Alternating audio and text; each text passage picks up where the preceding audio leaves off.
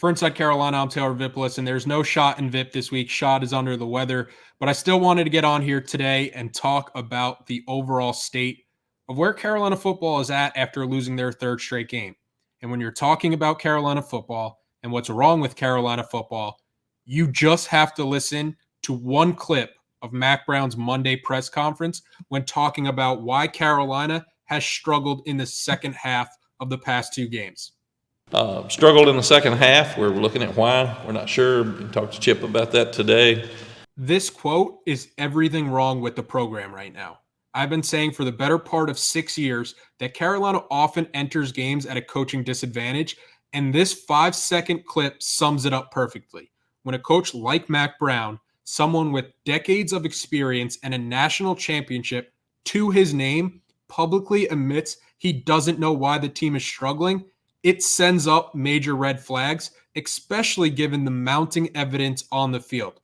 I almost can't even believe that he said it because it's a terrible look for a coach to admit that nearly 48 hours after a game, he still doesn't have an explanation for why his team consistently gets worse as opponents make halftime adjustments. It lacks any self-awareness because it begs the question, if he doesn't know, who does?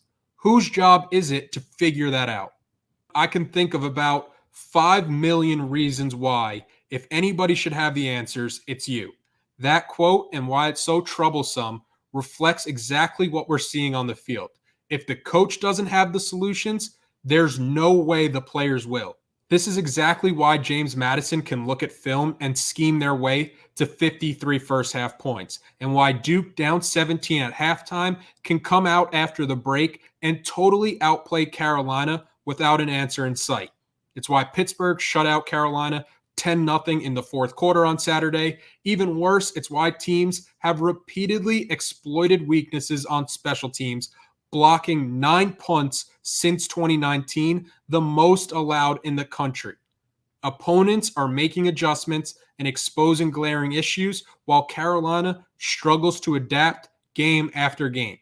And without a star quarterback like Sam Howell or Drake May there to cover deficiencies, it's becoming more clear that Carolina has a coach who can't win games purely through X's and O's and hasn't recruited and developed well enough, primarily in the trenches, to overcome that. I have this stat here. UNC has lost 7 of its last 9 games against Power 4 opponents. Over that stretch, Carolina has been outscored 154 to 106 in the second half of those games.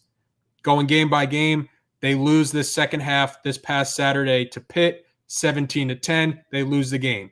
The week before, they lose the half 21-3 to Duke. They lose the game.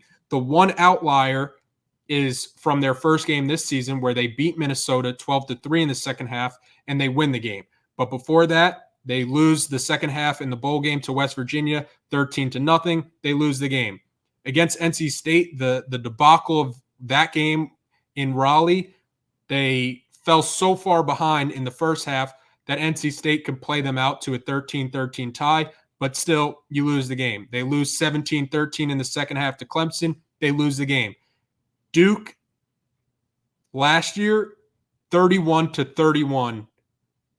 In the second half, Carolina wins that game in double overtime by 2 points. Georgia Tech, they lose the second half 22-14. They lose the game.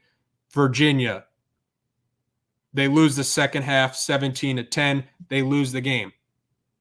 This is a trend for Carolina where this team keeps getting outplayed in the second half.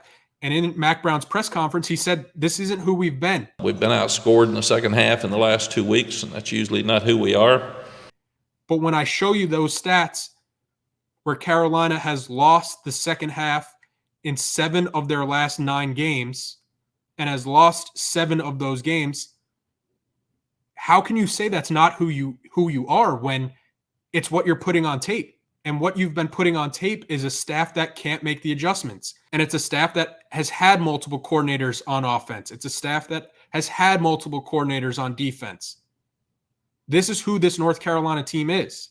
And arguing any other way is just denying what everybody else has been seeing. And speaking of arguments, I I would argue that Carolina is in a better spot than where they were in 2018 based only on Mack Brown repairing the relationships in high schools and understanding the importance of recruiting the state with it having more than enough talent to contend. But the on the field product, UNC is in a similar situation because it's a program trending in the wrong direction with fan apathy reaching a sad level where I'm watching UNC this past weekend play a conference game at home, one-score game in the fourth quarter, and they're playing it in front of a near empty student section and a sparse crowd. And I don't blame the people that have said enough is enough with this. I've seen the people that compare this situation to 2018, which is why I'm bringing it up, and they're arguing it until they're red in the face which one is worse or which one is better. And in my opinion, at least, it's comparing apples to oranges because both were and are beyond saving when you get to a point where a complete reset is needed. And that's where I think we're at.